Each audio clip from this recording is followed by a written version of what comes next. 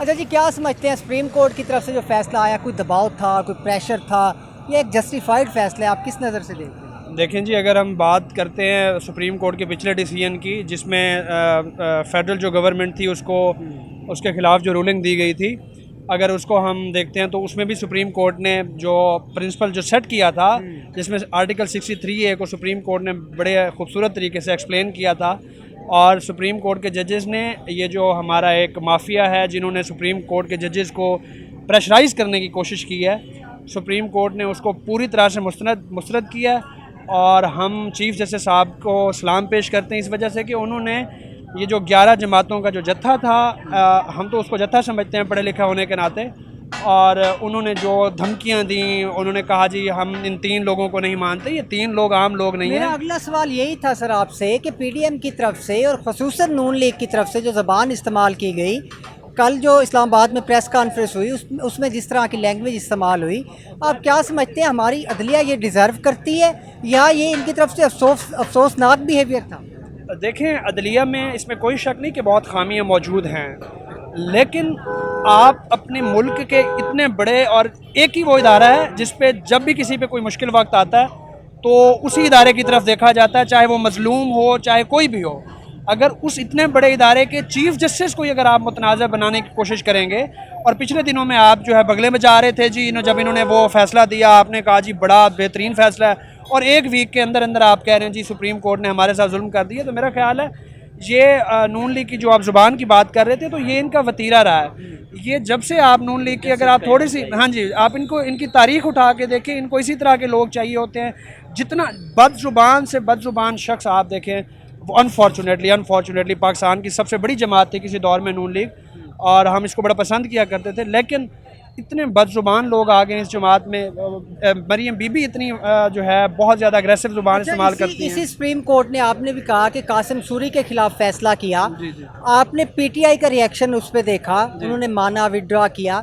अब इन्होंने जो फैसला है वज़ीर आला के लिए, आप क्या समझते हैं नून लीग इसको तस्लीम करेगी, या फिर ये इसी तरह से ज़बान इस्तेमाल की जाएगी? देखिए जी, ये ज़ुबान तो ज़रूर इस्तेमाल करेंगे, और इस तरह की ज़ुबान इस्तेमाल करने से, अब आप देखें ना, पाकिस्तान की जो अवाम है, जो कौम है, अल्लाह का शुक्र है कि किसी हद तक हम कह सकते हैं कि जाग गई है। इस दफ़ा आपने वोटर टर्नआउट देखा, क्रेडिट गोज़ टू, हाँ जी, और काफ़ी हद तक इमरान खान को, लेकिन सबसे ज़्यादा क्रेडिट गोज़ टू आप लोगों को, सोशल मीडिया को।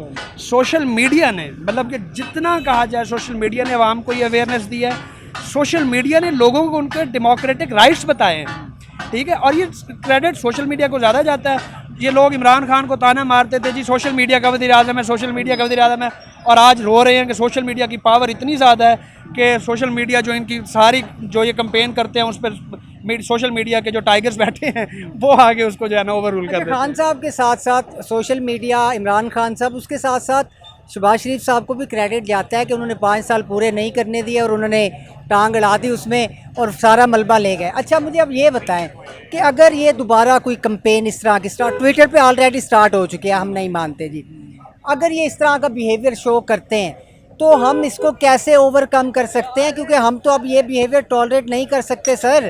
पहले हमारे यहाँ स्टॉक एक्सचेंज क्रैश कर गई, बहुत सी कंपनियाँ ऐसी हैं जिन्होंने गाड़ियाँ देने से इनकार कर दिया, अब बुकिंग नहीं हो रही, तो ये तो मज़ीद हालात ख़राब होंगे, इसको कैसे ओवरकम करेंगे? देखें, वो है ना कि डेमोक्रेसी में जो अल्टीमेट जो पावर है वो पीपल के पास, लोगों के पास है, ठीक है। सॉवरन जो वेस्टर्न डेमोक्रेसी है उसमें सॉवरन पीपल है, बिल्कुल लोगों ने डिसाइड करना है, और लोगों का आपने फैसला देखा है कि लोगों ने 11 जमातों को मुस्तरद किया, और लोगों ने अब शऊर आता जा रहा है ना सर। मैं आपको बता रहा हूँ कि सोशल मीडिया ने, इमरान खान ने और बहुत सारे फैक्टर्स ने लोगों में अब शऊर दे दिया, और ये जो शऊर है, इस शऊर की वजह से अब वो जो इनका चूरन है, ये ट्रेंड चला लें, ट्रेंड आपको पता है किस तरह चलते हैं, ठीक है। वो ये खुद ही कहते हैं रोबोट्स हैं, और ये सारी चीज़ें, ट्रेंड चलाना इतना बड़ा मसला नहीं है। अगर ये लोग ट्रेंड चलाएंगे तो मेरा ख्याल है कि अगर इदारों के साथ तसादुम करेंगे तो अल्टीमेट नुकसान इन्हीं का ही है। इमरान खान बड़ा वाइजली चला है। इमरान खान ने अंधे फायर नहीं किए जिस तरह ये करते हैं, पहले भी ये बाजवा का और पता नहीं किस किस का नाम लेते रहे हैं, और अल्टीमेटली इन्होंने अपना ही नुकसान किया था। अब दोबारा चीफ जस्टिस ऑफ पाकिस्तान को मुतनाज़ बनाने की कोशिश कर रहे हैं, और आप देखें ना, अगले चीफ जस्टिस फिर इजाज़ुल एहसन है, एक काजी फायद से उसके बाद फिर इजाज़ुल एहसन है, ठीक है। तो ये कब तक इस तरह की ज़ुबान इस्तेमाल कर रहेंगे? तो मेरा ख्याल है कि ये नहीं कर सकते, इंशाअल्लाह क्या पाकिस्तान समझते हैं की। ये जो मुआशी अदम इस्तेहकाम है, सियासी अदम इस्तेहकाम है, ये खुद से ही कवर अप हो जाएगा या जनरल इलेक्शन अल्टीमेट सोल्यूशन है इस सब? सर जनरल इलेक्शन ही अल्टीमेट सोल्यूशन है। लोगों के मुंतखब नुमाइंदे, लोगों के मुंतखब जो नुमाइंदे होंगे वो फैसले कर सकेंगे। और आखिरी बात जो सबसे अहम बात है वो ये है कि पाकिस्तान के लोग 5 साल के लिए मुंतखब करते हैं। हमारी इस्टेब्लिशमेंट को और बाकी इदारों को भी ये देखना चाहिए कि 5 साल टाइम देना चाहिए। और हमने इमरान खान को पूरी कौम ने 5 साल का मैंडेट दिया था, उसको हटाने का नुकसान आपने देखा कि मुल्क में कितनी बदहाली आई है। हम सारे उस पर बात कर रहे थे कि जी महंगाई होगी, लेकिन अब हम देखते हैं कि वो एरा, वो पीरियड जो इमरान खान का था वो गोल्डन पीरियड था। कोरोना भी था। हाँ जी, कोविड था और इंटरनेशनल जो है बहुत सारे मसाइल थे, लेकिन उसके बावजूद हमारे हालात बहुत बेहतर थे। आप कैसे देख रहे हैं? वैसे तो साथ खड़े हैं, कोई इख्तलाफ करेंगे या आप जिस तरह से इन्होंने सुप्रीम कोर्ट के फैसले को देखा, कैसे देख रहे हैं? कोई प्रेशर था, कोई जानिबदारी आपको नज़र आई या गैर जानिबदाराना एक फ़ैसला है? ये जी बिल्कुल एक गैर जानिबदाराना फ़ैसला था। मैं तैयब की एक बात से मुत्तफ़िक हूँ और बिल्कुल जजेस ने दबाव में ना आकर, अगर कुछ 1 माह 2 माह पहले इनके हक़ में इन्हीं जजेस ने फ़ैसला दिया और पूरे मुल्क में ये जश्न मना रहे थे। आज उन्हीं जज, अच्छा ये दूसरी बात यह है कि आइन और कानून पे जो वो बात ही नहीं कर रहे, कॉन्स्टिट्यूशन पे वो बात नहीं कर रहे, वो सिर्फ ये कह रहे हैं फुल कोड बनाए, फुल कोड बनाए। अच्छा, क्या समझते हैं जो ये कंपेन चलाई गई जजेस के खिलाफ, अदलिया ये ही डिज़र्व करती है, ये बिहेवियर अफसोसनाक है? नहीं, बिल्कुल जैसे तैयब ने बताया कि खुदा के बाद फैसला और अवाम अपना इंसाफ के लिए एक ही फोरम है, वो अदालत है, उसके पास रजू करता है। लेकिन अगर इस तरह से अदलिया को तनकीद, और वो भी आला अदलिया, ठीक है, जैसे तैयब ने बताया कि इसके बाद वो चीफ जस्टिस बनने वाले हैं एजाजुल एहसन साहब, तो अगर उन लोगों को आप प्रेशराइज करने, अब का चीफ जस्टिस बैठा हुआ था, उमर अता बंदियाल साहब। हाँ, उमर अता बंदियाल थे, उसके बाद एक तकी साहब थे, मुनीब अख्तर था, और दूसरा आने वाला चीफ जस्टिस है।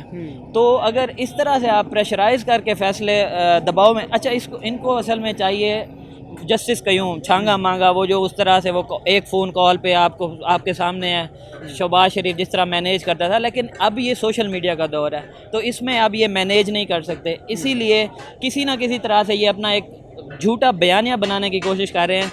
लेकिन अवाम आज इमरान खान के साथ ब्रीफ केस की सियासत तो आप नहीं चलने देंगे, मुझे ये बता दें कि अल्टीमेट सोल्यूशन जनरल इलेक्शन या इस सेटअप को चलने दें? ऑफ कोर्स जनरल इलेक्शन, लेकिन इस ECP, ये जो चेयरमैन है इलेक्शन कमीशन, इसको फ़ौरन मुस्तफ़ी होना चाहिए, क्योंकि पाकिस्तान की इस वक्त सबसे जो बड़ी जमात है वो तहरीक इंसाफ है।